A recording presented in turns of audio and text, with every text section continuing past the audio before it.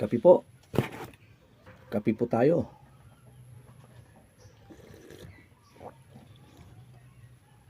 At tikman po natin itong kalamay po na galing po sa Bohol.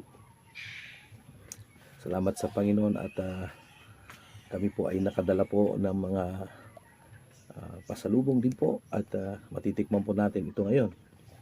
Itong kalamay po na galing po sa Bohol. At paborito po ng mga Bulanon, specialty po ng mga taga Bohol ang kalamay. Kaya nais po sana ni Pastora ay yung sa sa Bao, yung sa Bisaya kanang naa sa Bagol. Pero bawal po sa eroplano.